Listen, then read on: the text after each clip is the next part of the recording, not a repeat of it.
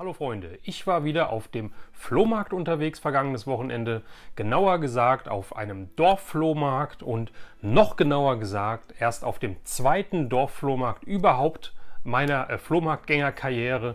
Was ich dort gefunden habe, das möchte ich euch in diesem Video zeigen. Zudem gibt es am Ende noch ein paar andere weitere Funde, die ich euch natürlich nicht vorenthalten möchte. Also ich würde sagen, wir starten direkt durch. Los geht's!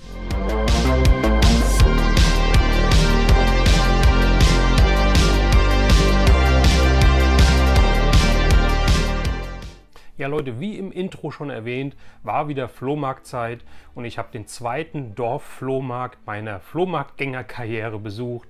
Diesmal in Schöneck, ist in Hessen, ein bisschen ja, Nähe Bad Vilbel, sag ich mal. Das ist vielleicht dem einen oder anderen von dem Wasser ein Begriff. Der Flohmarkt sollte um 10 Uhr beginnen, ab 7:30 Uhr war Aufbau der Händler. Und was soll ich sagen, wir waren ich glaube um 7:50 Uhr waren wir da gewesen. Der frühe Vogel fängt natürlich den Wurm.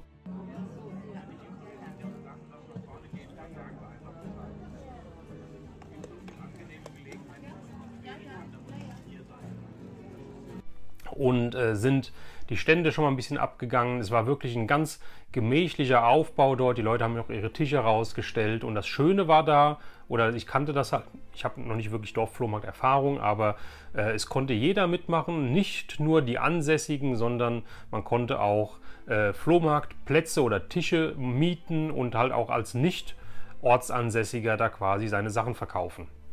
Nichtsdestotrotz haben sehr viele ja, Bewohner mitgemacht in ihren Höfen. Es war eine sehr schöne, ich sage jetzt mal, eine schöne Altstadt, wo der Flohmarkt stattgefunden hat. Und wir sind am ersten Stand mehr oder weniger gewesen. Da habe ich ein paar schöne Sachen gefunden. Unter anderem die Ergänzungspacks von Das Schwarze Auge. Die blende ich ja auch ein. Und habe den Verkäufer gefragt, was er dafür haben möchte. Er sagte pro Stück 5 € und die hätte ich eigentlich blind mitgenommen. Gott sei Dank habe ich das nicht gemacht, sondern habe in die Kartons reingeguckt. Ich habe gefragt, ob sie komplett sind. Er hat gesagt, das weiß ich nicht, müssen Sie reingucken. Ich habe reingeguckt und es war leider keiner von diesen dreien komplett. Es war überall ein bisschen was drin.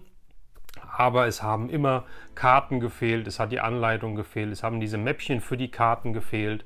Ja, also kein Set war wirklich komplett, sonst hätte ich wenigstens eins mitgenommen. So habe ich sie alle drei liegen lassen. Genauso wie einen schönen Roboter, der verpackt da gestanden hat. Auch 5 € wollte er dafür haben. Der war aber allerdings auch schon mal offen. Der war von 86 oder 87, meine ich. Und er hat eigentlich so einen Handfeger und eine Schippe dabei gehabt.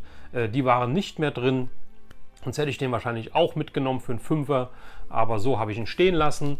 Bin dann an den Stand nebendran gegangen. Da war ein älterer Herr, ein sehr sympathischer, mit dem habe ich gesprochen, bei dem habe ich was mitgenommen. Und zwar fange ich jetzt hier an. Ich habe Bulli-Figuren, wie soll es sagen, also ich nenne es jetzt einfach mal Gummifiguren, weil es ein Bulli ist, ein Schleich etc. Also Bulli-Figuren, Schleichfiguren, Heimo-Figuren, was auch immer. Ich nenne es jetzt ab sofort nur noch Gummifiguren. Ja, Gummifiguren gefunden und zwar einmal einen schönen Garfield, einen liegenden Garfield, der einen Spruch auf sich stehen hat, von wegen "This is my favorite position". Das heißt, meine Lieblingsposition ist, ich liege vor dem Napf am Boden und genieße das Leben und an dem Napf steht auch Lasagne dran.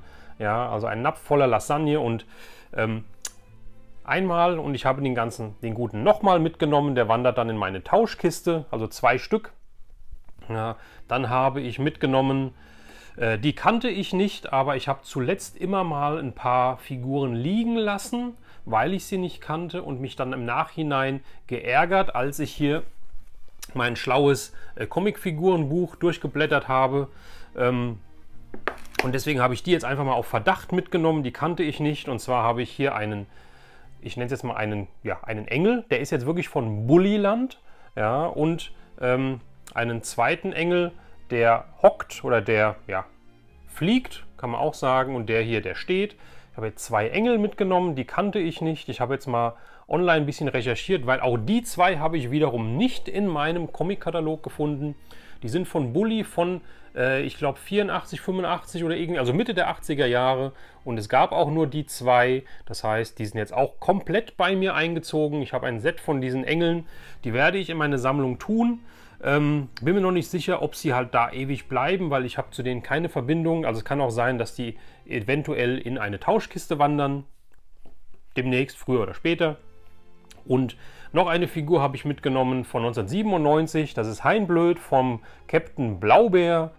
Plötzlich klopfte es an die Bordwand. Da stand die Pest auf der Hafenmauer und fragte, ob sie mit könnte. Ich war gerade nicht an Bord. Und da hat Hein einfach gesagt, na klar, fahr doch mit. Auch den konnte ich nicht liegen lassen. Ja, Captain Blaubeer ist nach meiner, sage ich mal, Kindheitszeit gewesen. Das heißt, auch den werde ich wahrscheinlich in die Tauschkiste packen.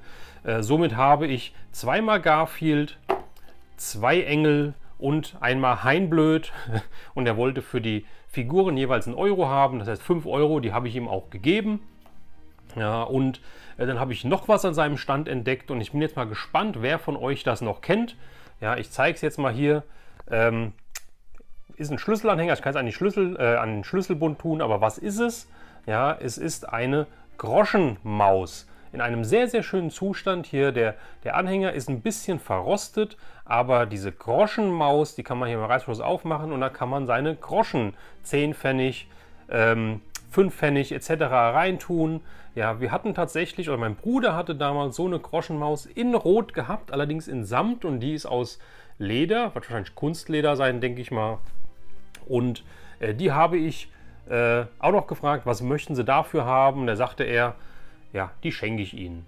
Ja, nehmen Sie die Figuren und die dabei, geben Sie mir 5 Euro, dann ist gut. Und es hat mich sehr, sehr gefreut. Ich war schon lange auf der Suche nach so einer Groschenmaus, auch nach einer roten. Und vielen lieben Dank, lieber Verkäufer, lieber Dorfflohmarkt. Die Groschenmaus ist jetzt meins. So, dann an einem weiteren Stand habe ich etwas gefunden.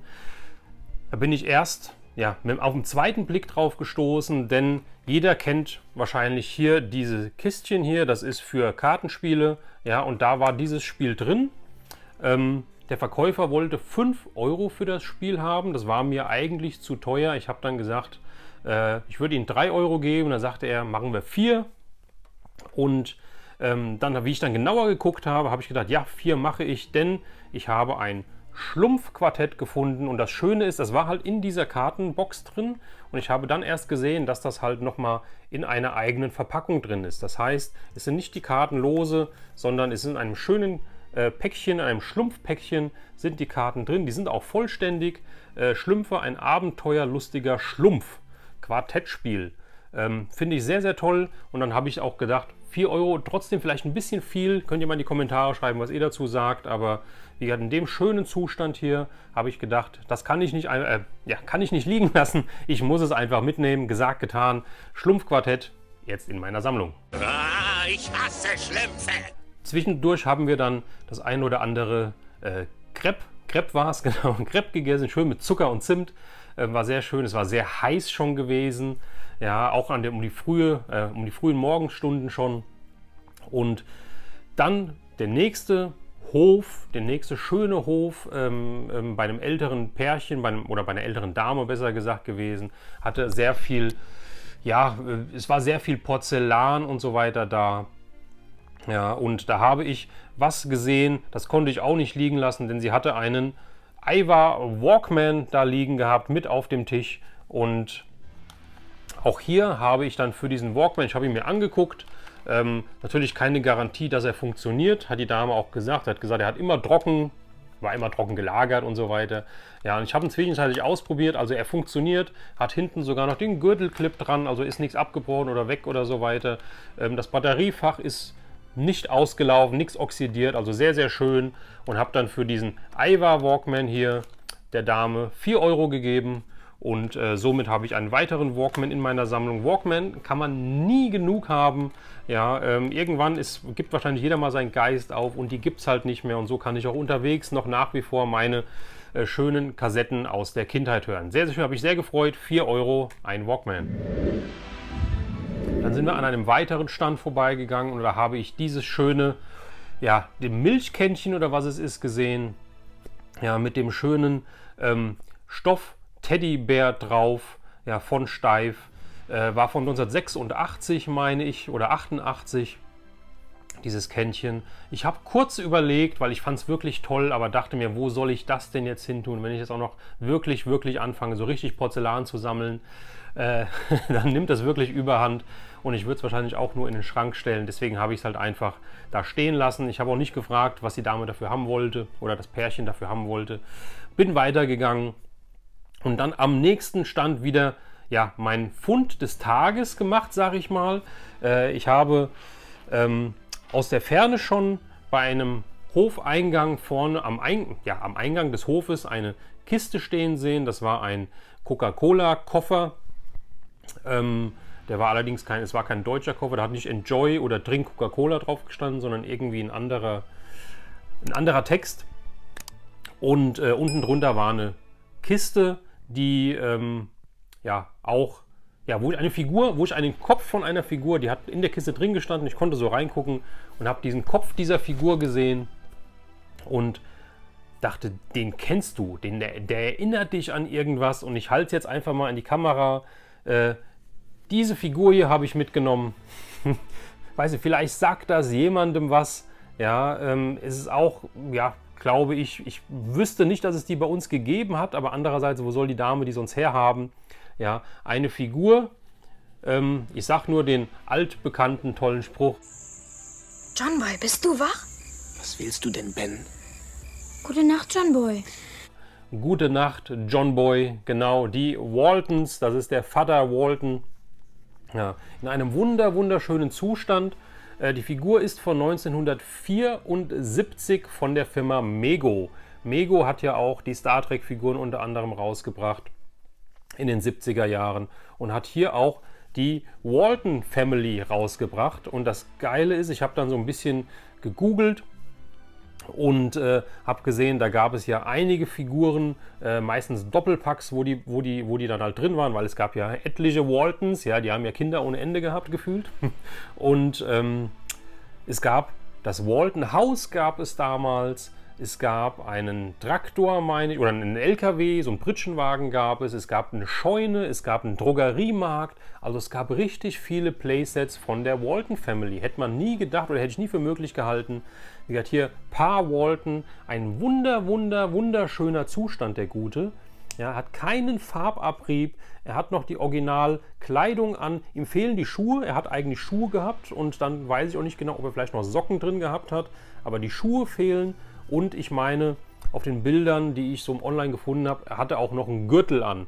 Aber da bin ich mir nicht hundertprozentig sicher. Auf jeden Fall Schuhe fehlen. Ansonsten, wie alt ist der komplett? Er hat die Hosenträger, er hat hier vorne diese goldenen Schnallen an den Hosenträgern. Es ist alles dabei bei der Figur. Den konnte ich nicht liegen lassen. Ja, und wie gesagt, der war unten in der roten, ja, Kiste, in dieser Plastikkiste drin. Da habe ich dann noch was in dieser Kiste gefunden, den wollte ich auch unbedingt dann mitnehmen. Und zwar einen Rescue Hubschrauber aus dem Jahre 1976 von Matchbox, ja, Lesney Products. Den hatte ich als Kind gehabt von meinen Brüdern. Ja, ich habe ja irgendwann dann alle meine Matchbox-Autos weggeschmissen oder verschenkt und so weiter. Und dieser schöne Hubschrauber hier, ja, hat noch auf beiden Seiten noch die Rescue-Aufkleber drauf. Ein wunderschöner Zustand. Ja, auch so gut wie kein Lackabplatzer, kein Farbabrieb. Den musste ich auch mitnehmen. Und dann oben in dem Coca-Cola-Karton oder im Koffer geguckt. Und da habe ich einige ich sage jetzt wieder Gummifiguren gefunden. Und habe dann die Dame gefragt, was sie denn für diese Figuren haben möchte. Und sie guckte so rein und sagt, ja, 50 Cent. Und dann dachte ich mir, alles mein. Und dann habe ich sie geholt. Und zwar habe ich hier einen Schlüsselanhänger vom, wird vielleicht nicht jeder kennen, sondern die Hessen werden es kennen. Das ist der Onkel Otto vom HR-Fernsehen, ja, aus der Werbung, was die Sandmännchen fürs ZDF waren. Das ist der Onkel Otto für den Hessischen Rundfunk. Ja, den habe ich mir mitgenommen.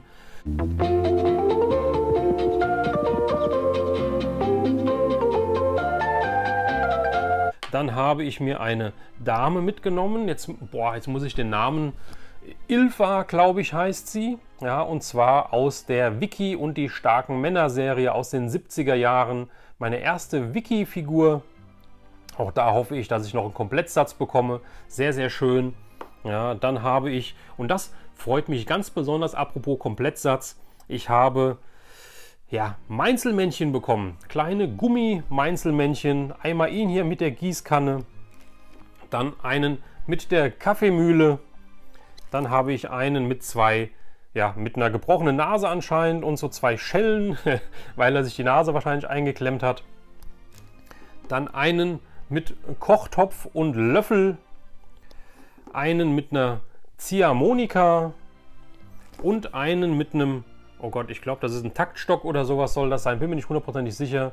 Also sind insgesamt summa summarum dann 6, oh Gott, glaubt's mir, 6 Meinzelmännchen.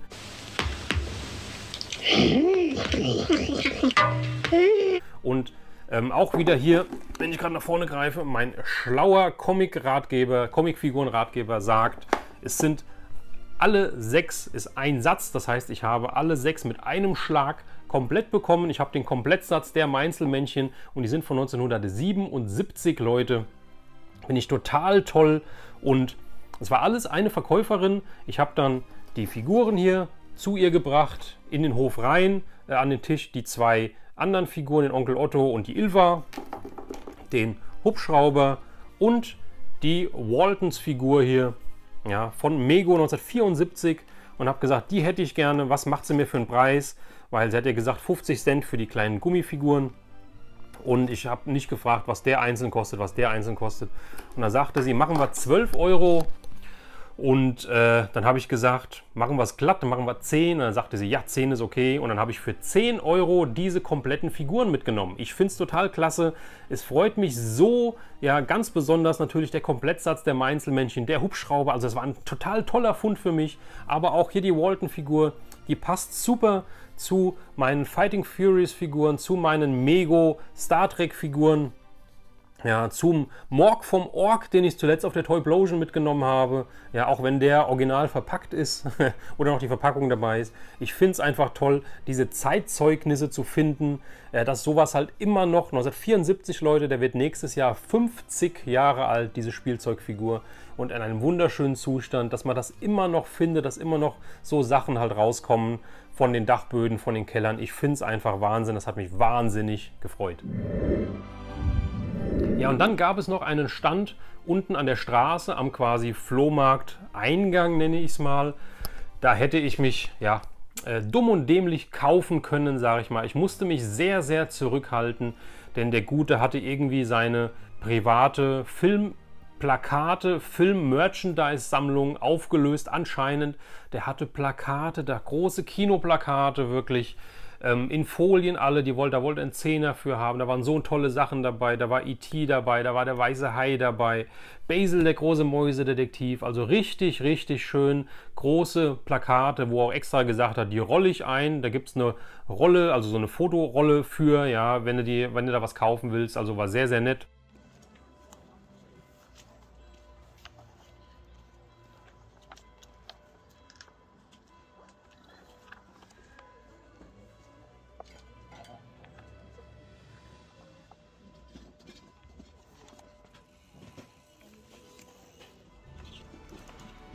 Unfassbar. Unfassbar.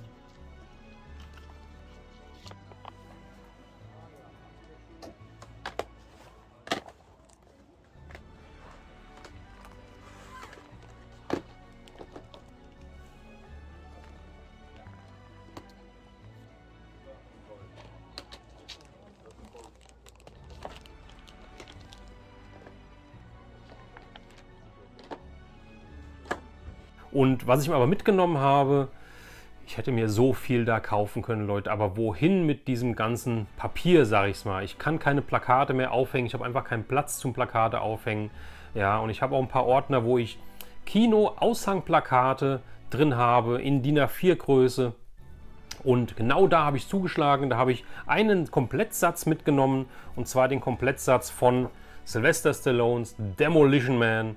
Ja, Finde ich sehr, sehr schön. Hier ist ein Foto und die Fotos sind zwar ausgetrennt oder abgetrennt voneinander, aber sie haben keine Einstichlöcher, keine Nadellöcher. Das heißt, die waren nie im Kino irgendwo in einer Plakatbox oder in einer Fotobox, wie es heißt, ausgehangen. Ja, finde ich sehr, sehr toll. Demolition Man habe ich hier ein weiteres Foto. Das dritte, Wesley Snipes hier. Dann habe ich hier ein bisschen komisches Foto. Das sieht aus, als wäre es von den Dreharbeiten. Ich kann mich an diese Szene im Film gar nicht mehr erinnern. Und bei manchen Fotos frage ich mich halt, wie dies halt als Vorschaubilder auf diese Kino-Aushangplakate ja geschafft haben, weil die sind irgendwie nichtssagend. Hier nochmal eins, da explodiert halt ein Auto aus der Zukunft. Hier haben wir nochmal den Sly mit muskulösem Oberkörper und Wesley in der Kryobox, in der Tiefkühlkammer. Also finde ich sehr, sehr schön, finde ich sehr toll. Und für diesen Komplettsatz, er hat auch gesagt, er verkauft die nicht einzeln, sondern komplett. Für den Komplettsatz wollte er 6 € haben. Das habe ich ihm auch gegeben und bin mit einem Komplettsatz Demolition Man Kino-Aushangfotos von dann gezogen. Ich freue mich, dass hier so große Freude ausbricht, aber da, wo das Toilettenpapier hingehört, habt ihr ein kleines Brett mit 3 Muscheln drauf. Ja Leute, das waren meine Dorftrödel Nummer 2 Funde, ja, also von meinem zweiten Dorftrödelmarkt. War nicht so ergiebig wie von dem ersten, aber was ich gefunden habe, fand ich sehr, sehr toll, hat mich sehr gefreut. Ja, und beim nächsten Dorftrödelmarkt, der irgendwo bei mir in der Region stattfindet, wo ich es mitkriege, bin ich auf jeden Fall wieder da und versuche wieder ein paar schöne Funde zu machen, die ich euch dann zeigen kann und die meine Sammlung dann bereichern. Ich habe gesagt am Anfang, dass ich euch noch ein paar andere Sachen zeigen möchte, und weil wir eben von den Kino-Aushangplakaten gesprochen haben, habe ich noch einen weiteren Satz, den ich auf eBay mir geschossen habe. Ich glaube, das waren auch nur 8 €, meine ich, fand ich sehr, sehr toll. Und zwar habe ich einen Komplettsatz, auch A4, von Indiana Jones und der Tempel des Todes von 1984, auch deutsche Aushangfotos. Und das Schöne hier ist, diese Fotos sind noch zusammen. Die sind nicht abgetrennt. Ja, es sind 8 Stück insgesamt. Ich klappe es jetzt mal nicht ganz auf, weil sonst kriegt man es wahrscheinlich sowieso nicht ins Bild. Also 8 schöne Motive, Indiana Jones und der Tempel des Todes, also auch schön der deutsche Schriftzug. Ja, wie gesagt, ich glaube, die haben 8 € gekostet, inklusive Versand. Da konnte ich nicht Nein sagen. Wie gesagt, sind noch nicht voneinander getrennt, das heißt auch keine Nadelstiche und so weiter, also auch ein neuer Zustand. Und Indiana Jones, Leute, wisst ihr, geht sowieso immer bei mir, deswegen dürfen die auch in die Sammlung wandern.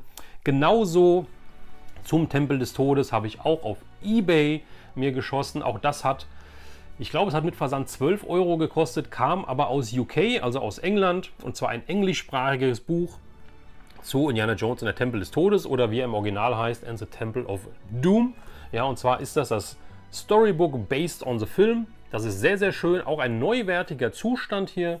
Ja, und in diesem Buch ist der Film quasi beschrieben wie ein Film-Fotoroman, nenne ich es mal, wenn man es noch von früher aus der Bravo zum Beispiel kennt.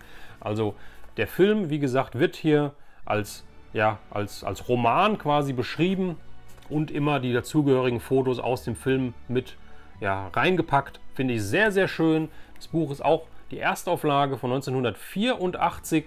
Ja, auch das finde ich so toll, dass ich da nicht auf Nicht kaufen klicken konnte, sondern ich musste auf Kaufen klicken. Und finde ich jetzt wunderschön, dass auch das Buch jetzt in meiner Sammlung ist zum Indiana Jones Tempel des Todes.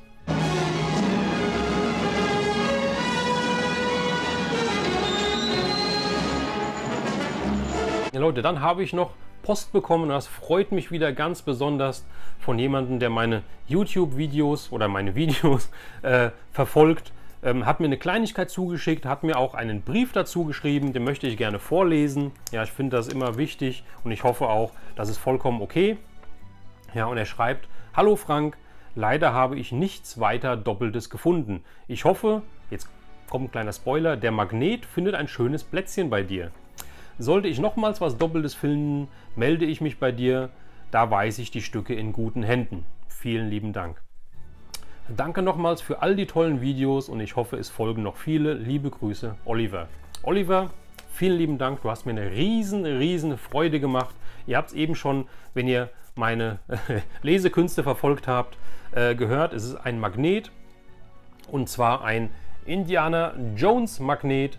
Ja, finde ich sehr toll. Der ist von 1994 und hier hinten drauf steht noch ein D-Mark Aufkleber. 7,95 Mark hat dieser Magnet gekostet und der Oliver hat mir den einfach zugesandt.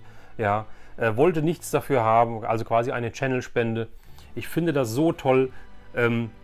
Es ist eine Kleinigkeit, aber die Kleinigkeit kommt von Herzen und die bedeutet mir so viel. Wie gesagt, es ist nicht selbstverständlich, dass man halt was von sich abgibt, um jemand anderen etwas Gutes zu tun. Normalerweise sollte es selbstverständlich sein, aber in der heutigen Zeit ist es bei weitem nicht mehr selbstverständlich. Umso schöner, umso mehr kann ich es nur anrechnen, dass es immer noch Menschen da draußen gibt, die so ticken, wie ich auch ticke, ja, die jemand anderes was Gutes tun wollen, die sich freuen, wenn sich jemand über ihre Geschenke, über ihr Mitbringsel freut. Und Oliver, das habe ich gemacht. Vielen lieben Dank für diesen Indiana Jones Magnet.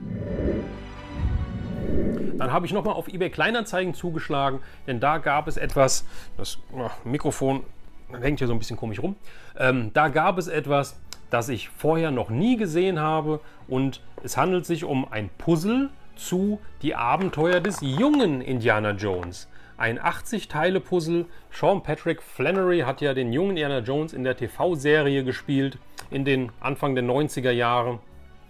Und das Puzzle ist, man sieht es hier unten vielleicht, ja, oder am Rand, wenn man das hier sehen kann, ja, diese Farben, diese Regenbogenfarben. Und hier sieht man es, das Puzzle ist von Sat.1, weil auf Sat.1 liefen die jungen Indiana Jones Folgen, die Serie. Und das große Sat.1 Indiana Jones Puzzle mit 80 Teilen, da steht ja auch Sat.1 drauf. Finde ich sehr, sehr schön, ist komplett.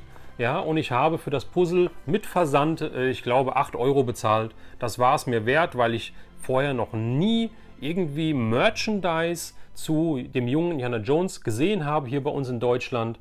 Ja, das Puzzle war mir bis dahin vollkommen fremd und somit war es ein No-Brainer, dass ich mir das zugelegt habe.